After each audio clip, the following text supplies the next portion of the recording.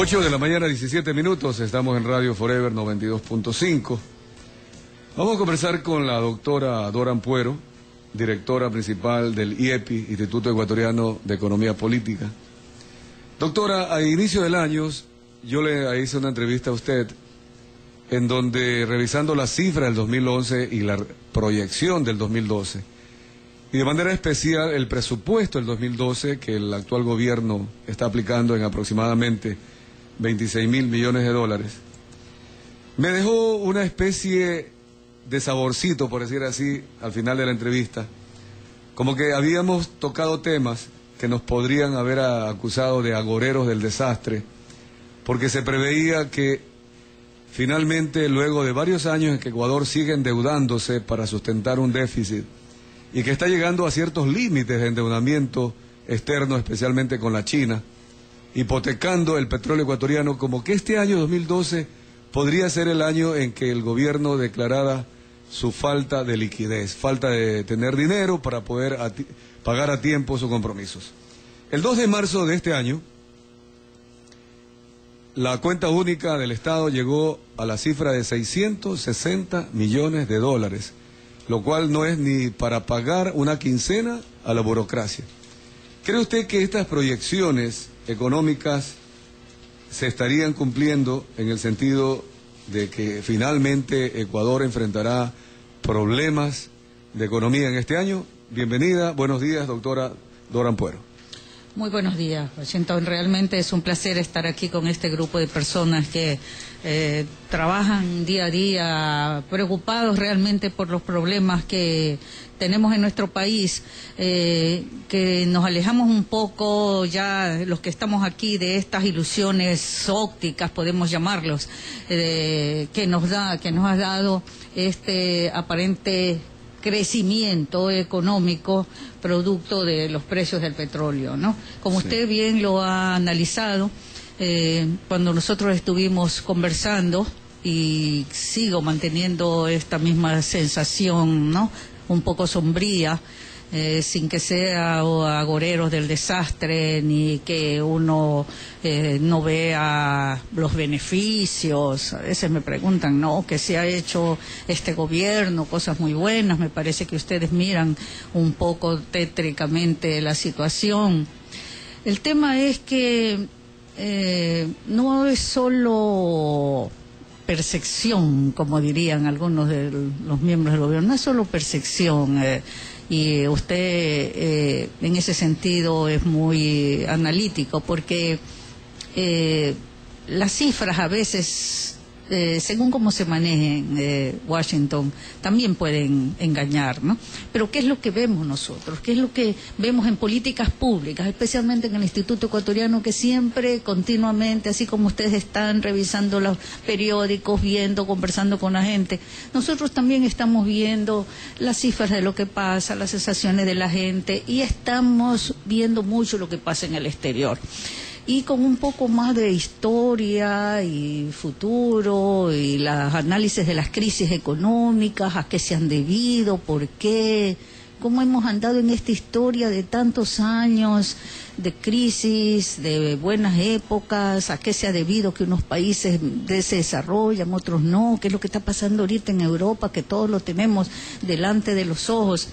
Y como una película anunciada de a dónde nosotros vamos a llegar con este tipo de políticas económicas que desarrolla el gobierno, ¿no? Entonces, ya concretándome un poco más a lo que usted dice, que si en realidad el gobierno tiene o no tiene liquidez, bueno, yo sí creo, Washington, que ya les está llegando el momento de las vacas flacas. O sea, llegó un momento en que han gastado y siguen gastando, y eso ya tiene que tener un límite. El gobierno no ha ahorrado. Esa es una gran verdad. Desde el momento, y no lo han ahorrado por principio, desde el inicio, cuando el señor presidente Correa era ministro de Palacios, y todos sabemos cómo lo primero que hizo fue liquidar ese fondo de contingencia, para contingencias realmente, ¿no? Y eso lo liquidó. Y en ningún momento se le ha ahorrado ahorrar. Yo como madre de familia, yo sé que si yo no ahorro, no puedo yo suplir las necesidades de mi familia, ¿no? Y poniéndolo en los números más grandes, es lo mismo. ¿Qué pasa ahora en estas contingencias que estamos viviendo y que son aterradoras? Realmente estamos viendo cómo llueve tanto, cómo se destruyen las vías, cómo se caen las casas, cómo...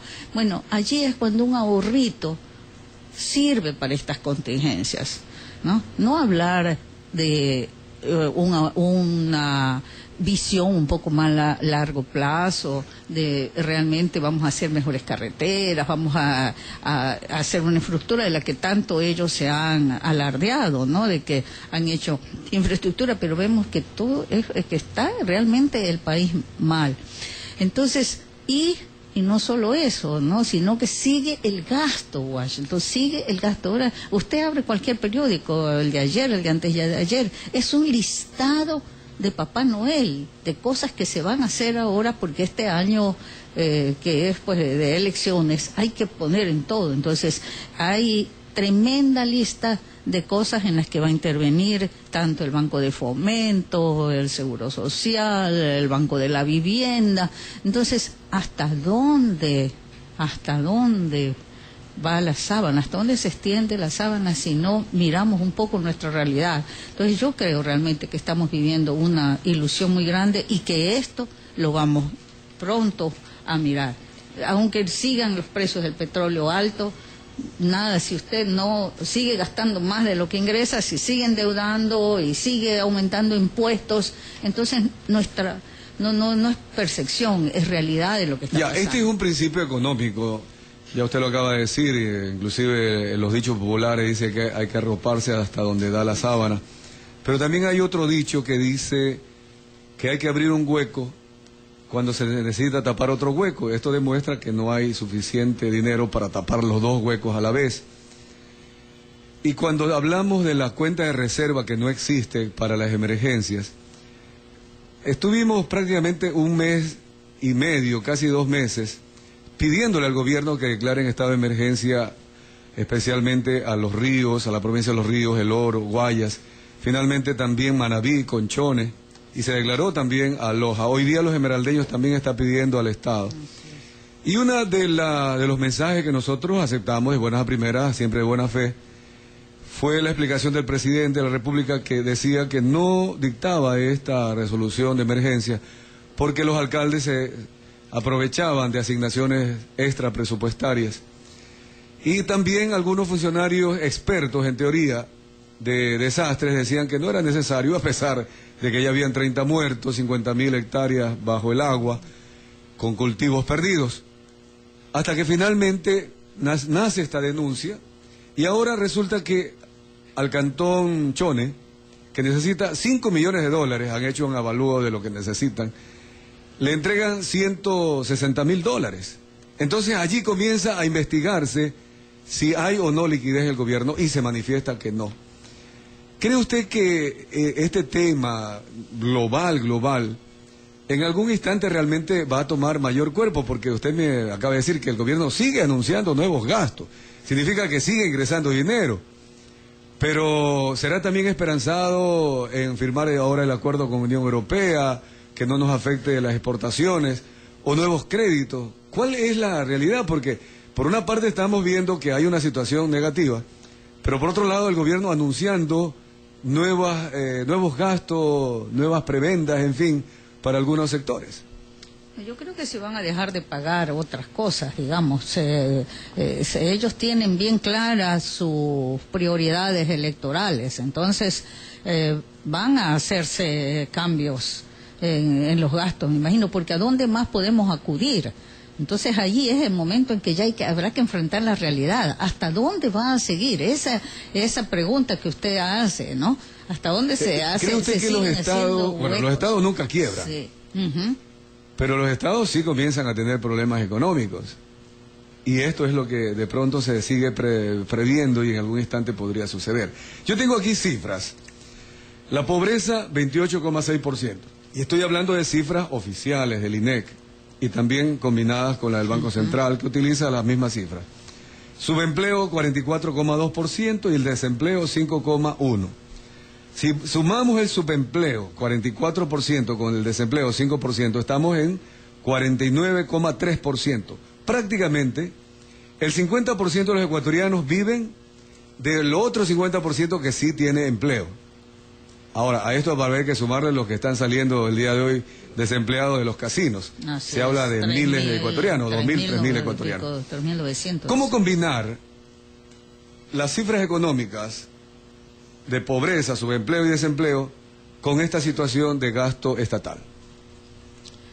Bueno, yo me imagino una película donde a través de del dinero que está inyectando, es que está entrando, todavía entra bastante dinero por petróleo, de eso no hay que darle vueltas. $106 está el barril del día de hoy. Exacto, entonces si usted tiene en cuenta cómo entra al torrente circulatorio económico todo ese dinero, cómo ha aumentado los sueldos de los empleados públicos, de todo.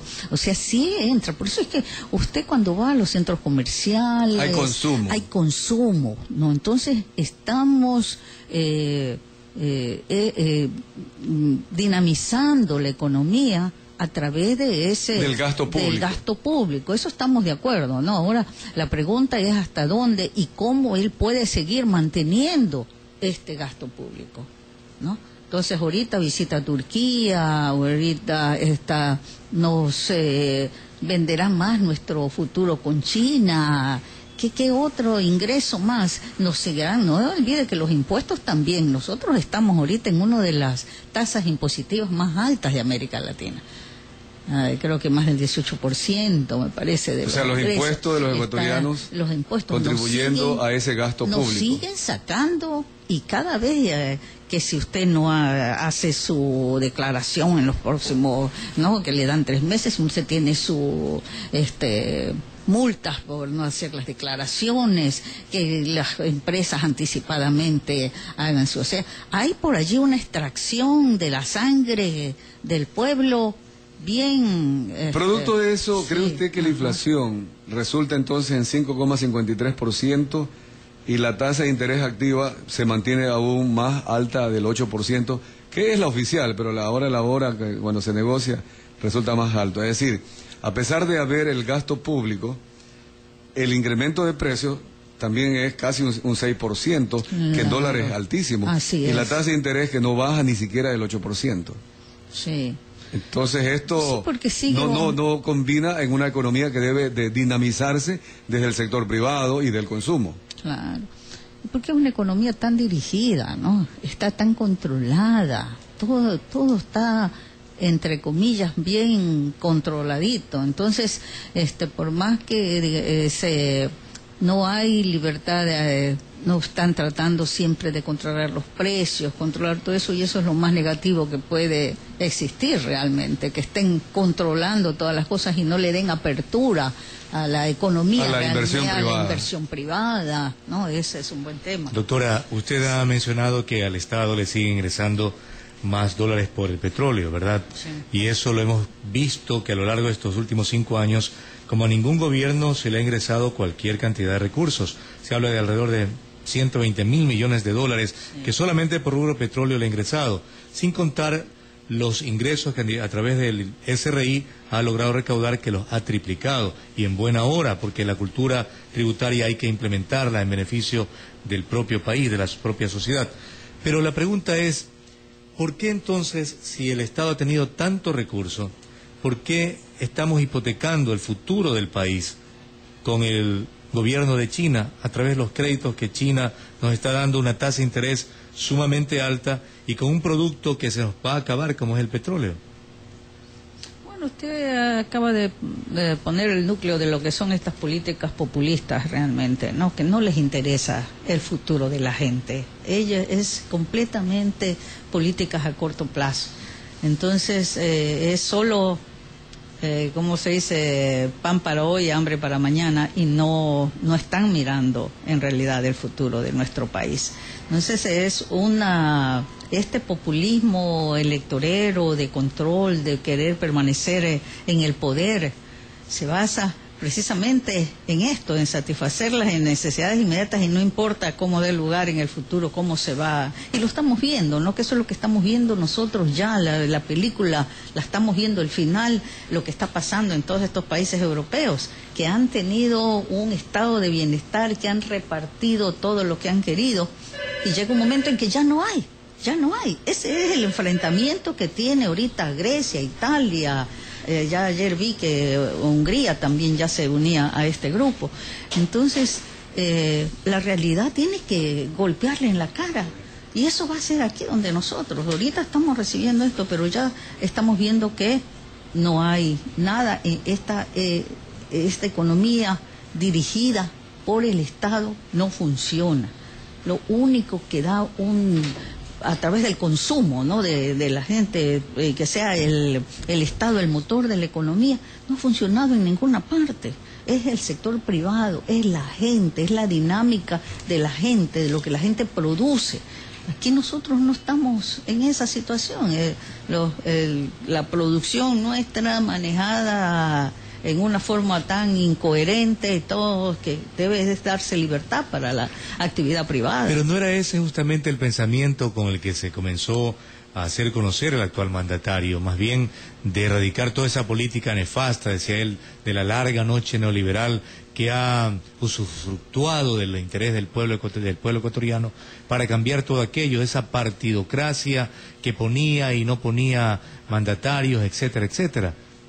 Sí, todo lo hemos escuchado y lo escuchamos cada día, porque cada día se invierte más y más en estas publicaciones y las comunicaciones que nos llenan el cerebro con mentiras y con cosas que no, en realidad nunca fueron, porque si habla de, tantas veces lo hemos conversado, de que esta famosa noche neoliberal, aquí en el país nunca hubo neoliberalismo, ni liberalismo, ni nada de esas cosas, ¿no? Siempre tuvimos grupos de élite que manejaron nuestro país. Entonces esa es la lucha. Nosotros tenemos 20 años en el instituto hablando exactamente de la misma cosa, de dar más libertad.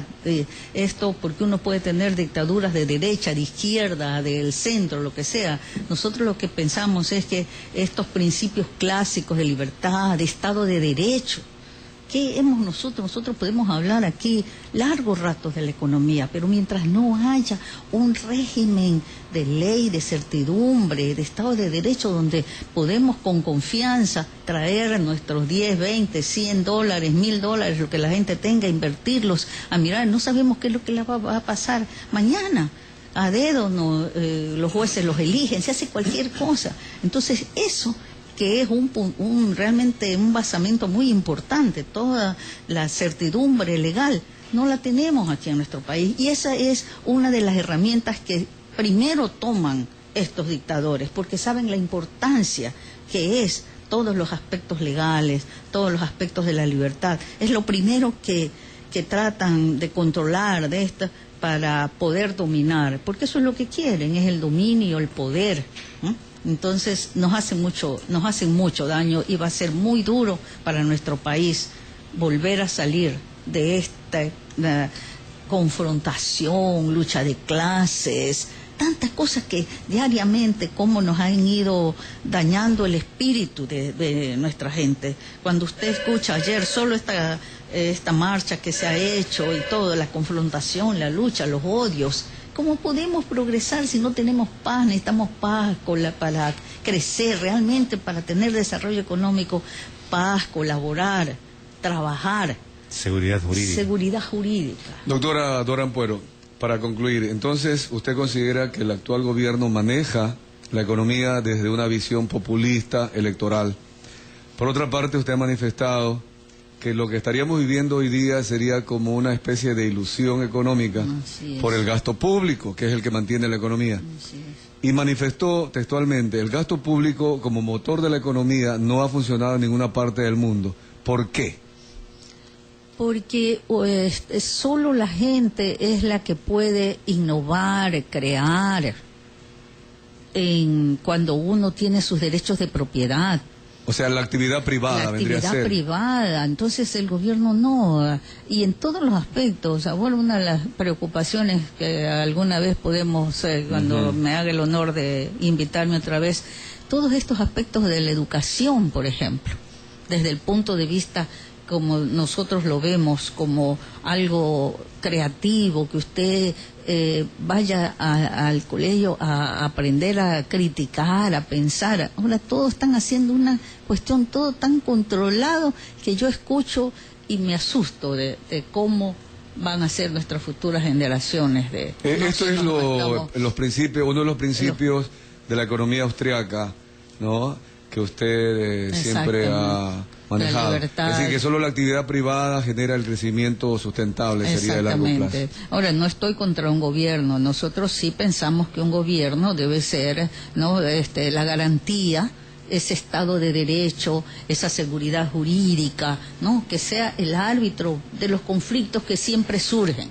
Siempre, no podemos pensar en un mundo ideal donde estemos todos angelitos. Siempre va a haber. El mundo, imagínense cómo fuera, ¿no? Claro, esa es un ideal, pensar que todos nos vamos a respetar los unos a los otros. Siempre van a surgir conflictos, entonces se necesita un árbitro, se necesita, ¿no?, alguien a quien le confiemos. Así es lo que los filósofos Hobbes y toda esta gente nos habló, de que seríamos una jungla matándonos unos contra otros. Entonces ahí es que surge el contrato social. El contrato social, ¿no?, de John Locke. Exactamente. Doctora Dora Ampuero, le agradezco mucho, pero dejamos pendiente justamente el seguimiento, ¿no? Estamos casi al terminar el primer trimestre del año y ya se notan algunos visos de iliquidez, sobre todo, a pesar del ingreso, es decir, los gastos siempre más altos que los ingresos. Estaremos seguramente... Vamos a ver a dónde se van esos gastos, ¿no? Porque no solo eso, sino analizar, podemos sentarnos un poco a analizar las cifras de gastos presupuestarios. Muy amable. Bueno. Vamos al corte comercial y luego estamos...